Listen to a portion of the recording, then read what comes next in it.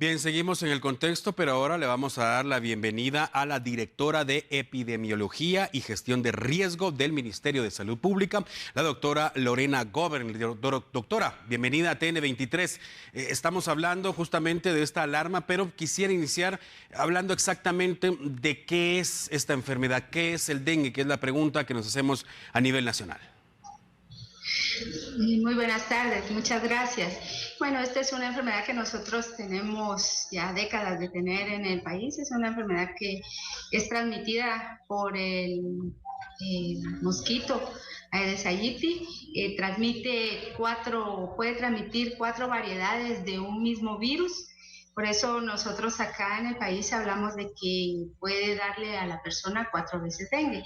Y esta enfermedad pues está caracterizada básicamente por fiebres, dolores musculares, pueden haber diarrea, vómitos, puede haber también problemas ya en sus formas más graves, como se le conoce en la actualidad, no es dengue hemorrágico, sino que dengue grave, pues se le conoce por sangrados, pérdida de hidratación y que todo este desequilibrio que puede haber en el organismo puede desencadenar en la muerte. La mayoría de los casos, el 80% de los casos, son casos leves.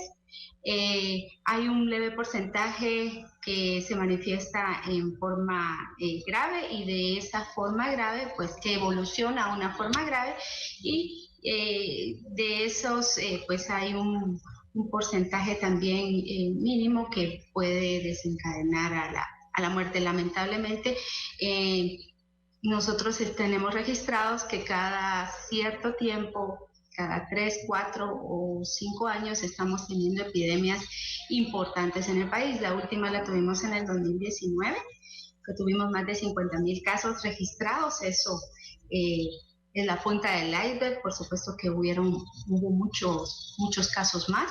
Y en la actualidad nosotros hasta la semana 33 tenemos registrados más de 10,000 casos en el país. Doctora, estamos hablando ya en este momento de una epidemia en Guatemala, la primera pregunta, y la segunda, estamos hablando también de una alerta. ¿En qué consiste esta alerta? Bueno, en epidemia realmente nosotros, la enfermedad de dengue es endémica en el país. Como le repito, nosotros tenemos años epidémicos en donde hay un mayor registro de casos y desde el 2019 no teníamos un incremento tan importante como el que estamos teniendo este año. Nosotros desde febrero del año en curso emitimos una alerta epidemiológica en donde dábamos a conocer que este año lo proyectábamos con un incremento importante de casos y que ya desde las primeras semanas nosotros mirábamos que el comportamiento del registro de casos clínicos era superior a lo registrado en el 2021 y en el 2022. Por lo tanto, nosotros, dada el análisis que hacemos de proyecciones y dado el comportamiento de la enfermedad, pues proyectábamos que para este año, lamentablemente, si no se trabajaba todas las acciones de abordaje integral que están contenidas en una estrategia que se denomina EGI albovirosis, que es una estrategia de gestión integrada de albovirosis en la que se abordan aspectos de comunicación, de educación en salud, trabajo de saneamiento del medio, vigilancia epidemiológica, vigilancia laboratorial. Entonces, todos los componentes están unidos en esta estrategia. Por supuesto, la participación de la comunidad, la participación del sector salud en las localidades, que implica municipalidades, líderes religiosos, líderes de la sociedad civil y en general de la población, es muy importante para que esta estrategia pueda tener éxito. Entonces, nosotros emitimos alertas epidemiológicas en febrero. En junio estamos por actualizar una que va a salir el día de hoy o mañana, en donde pues estamos continuando haciendo este énfasis que hemos trabajado. Realmente el dengue no es una enfermedad nueva, tenemos muchos años de estar lidiando con eso y tenemos muchos años de estar recomendando las mismas acciones de prevención y de control, porque no solamente se trata de hacer acciones de lo que comúnmente se denomina fumigación, que adecuadamente son las nebulizaciones.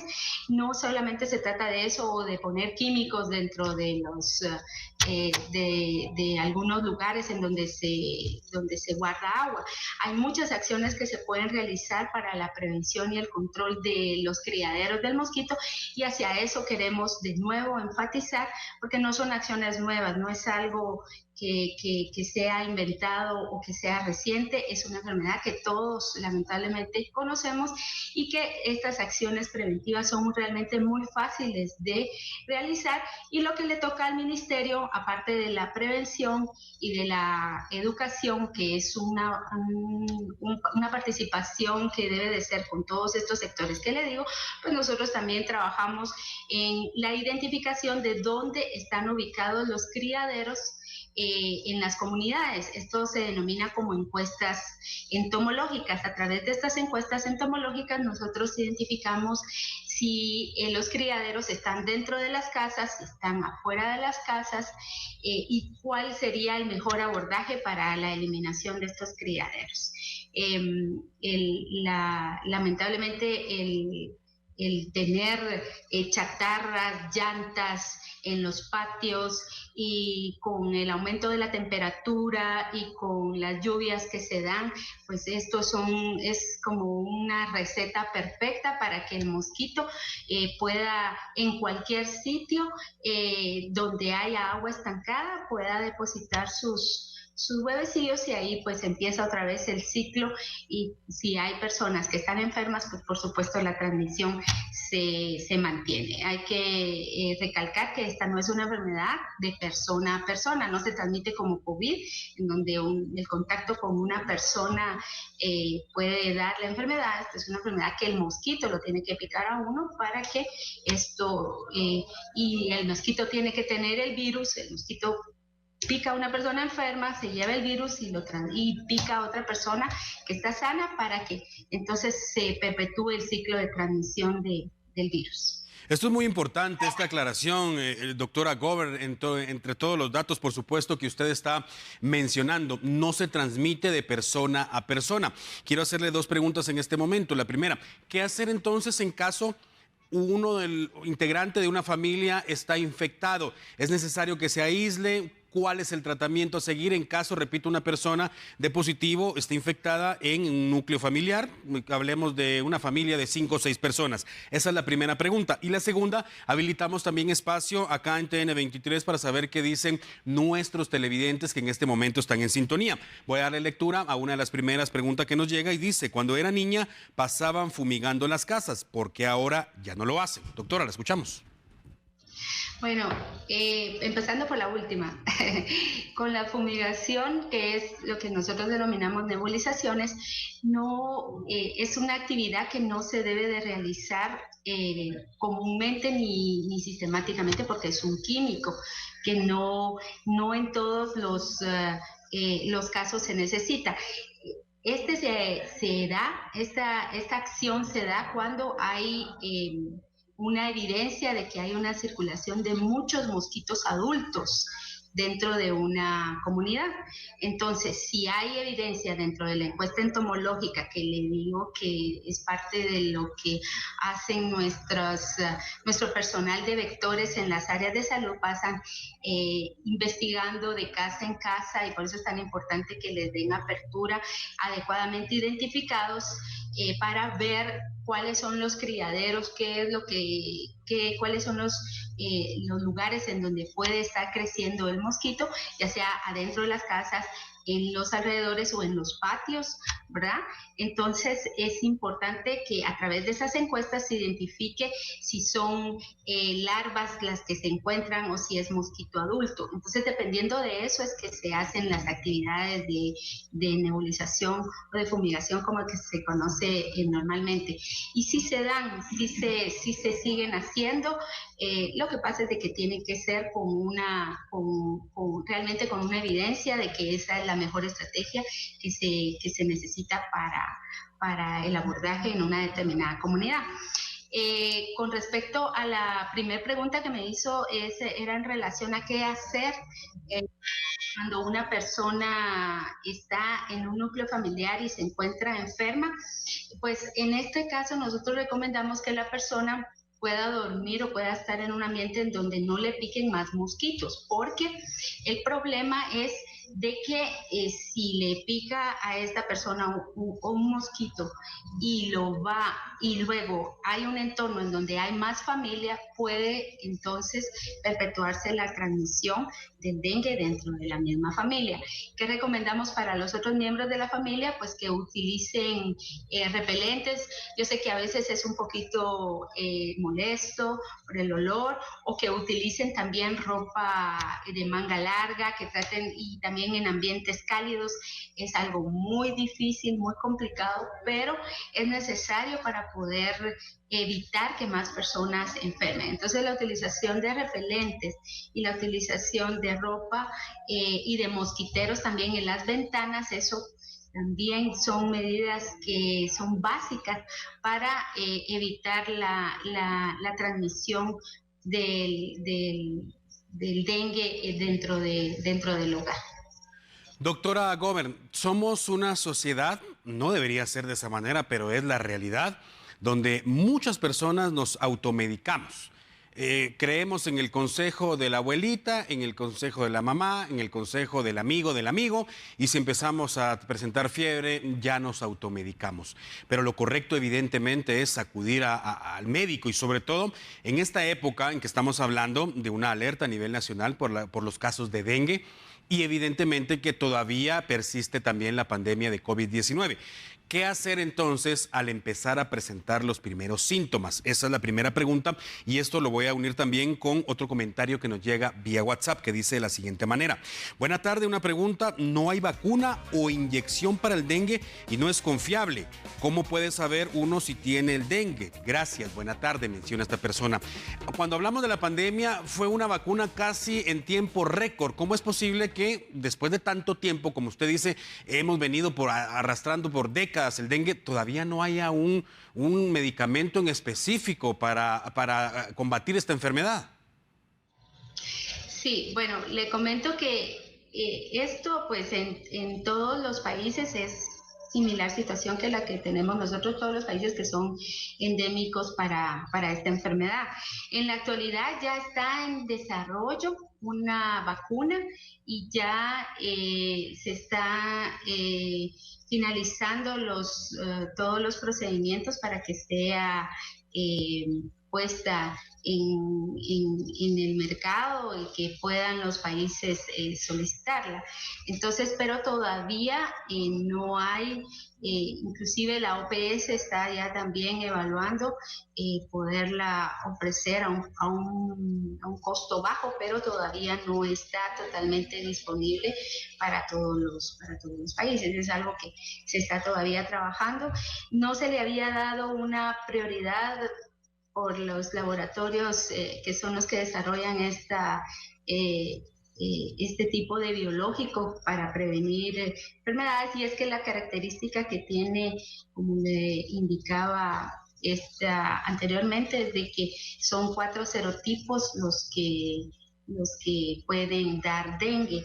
Entonces, la combinación de estos virus vivos atenuados, que son los que pueden estar contenidos en este biológico que ya fue creado, pero que está en su proceso de autorización final por la farmacéutica y por las instancias respectivas, pues pasó por una serie de elementos. Seguramente ya en estos próximos años va a estar disponible para todos los países que somos endémicos de esta enfermedad, y que vamos a priorizar para grupos y para,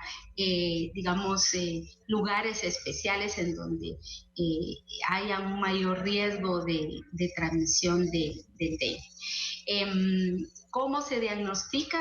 Que es la otra pregunta que hacía la persona televidente, pues nosotros podemos hacerlo a través de 2 vías. Uno puede ser a través de una prueba rápida que está disponible en casi todos los servicios de segundo y tercer nivel, en este caso centros y puestos de salud, centros y hospitales, centros de salud y hospitales pueden tener esta prueba. Algunos están, en algunos departamentos están más enfocado en el diagnóstico también de la obtención de muestra sanguínea, y esa muestra nos sirve para identificar qué tipo de serotipo es el que está circulando en el país. Obviamente es el que con esta prueba pues confirmamos que la persona tenga dengue, pero básicamente nos sirve para identificar cuáles son los serotipos que circulan en determinadas áreas. Entonces sí se puede hacer un diagnóstico. Sin embargo, dadas las características de la enfermedad, nosotros siempre instamos a nuestros proveedores de salud, tanto de la parte de salud pública como de la parte privada, que si hay una persona que viene de un área en donde está una alta circulación de dengue, que hay evidencia de que hay dengue, ya está demostrado, no es necesario que la persona tenga un diagnóstico para ser tratada inmediatamente y para vigilarle cuál es la evolución de sus síntomas, porque el 80% de los casos es una enfermedad leve, pero hay que vigilarle y hay que decirle a las personas cuáles son los signos de alarma, cuáles son los signos de alerta, para evitar que esta persona evolucione a un dengue grave, y si evoluciona a un dengue grave, que pueda ser atendido oportunamente a fin de que no vaya a haber ninguna complicación. Entonces, abogamos para que con la clínica, esta es una enfermedad que como dicen, ¿verdad? Si tiene plumas, si cacarea, si pone huevos, es una gallina. No es necesario que hagamos grandes pruebas para poder determinar que es dengue. Entonces, hay características que determinan que la enfermedad que está manifestando la persona es dengue. Por lo tanto, se puede manejar con un diagnóstico clínico, que es lo que nosotros le llamamos un diagnóstico clínico. Se pueden sacar pruebas de laboratorio, pero no es necesario tener una prueba positiva para darle un tratamiento como tal de dengue a una persona que viene de un área en donde hay una alta evidencia de que hay enfermedad de dengue, ¿verdad?